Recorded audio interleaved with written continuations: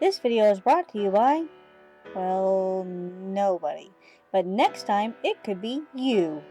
If you would like to have your name here, please show your support through Patreon or Ko-Fi. Thank you.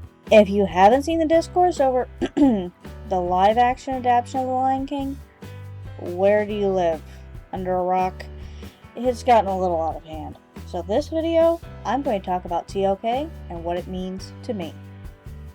For me, the original Lion King film came out around the first semester of 3rd grade, otherwise known as when school had barely started and I was already out of sick days. My low immune system forced my parents to move me to homeschooling. I'm self-motivated. When I wasn't behind in my classes due to missed school days, finishing early was a common thing, so homeschooling was a lot of free time on my hands. During this transition, I was TOK crazy. I had almost every book they'd made, and I tried to resist reading them before I finally saw the movie with my cousin and grandmother. Which, that's a story by itself, as we got lost and came in just at the end to be prepared and had to stay to watch the beginning after we'd seen the rest of the movie. I colored pictures of Mufasa and Simba, one of which I put my name and my dad's on and gave to him. It ended up over his workbench. My dog was named Mufasa. I had a cat named Simba. The very first thing I learned to freehand draw was Mufasa and what would be called my persona today.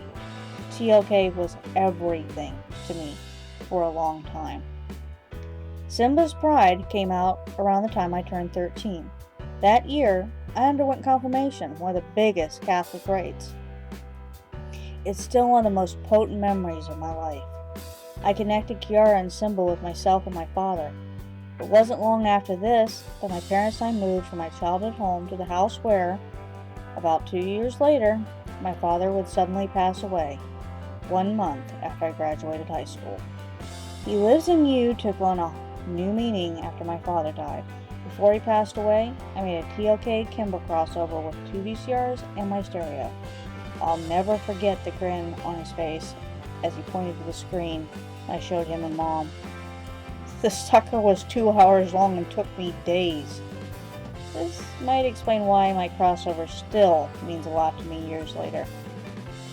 What I'm saying is, The Lion King means a lot to me. It is tied to some of my most important milestones. And I'm excited! The new clips, the new songs, everything I see makes me feel 9 years old again. 13 again. It's a happiness I haven't felt in a long time.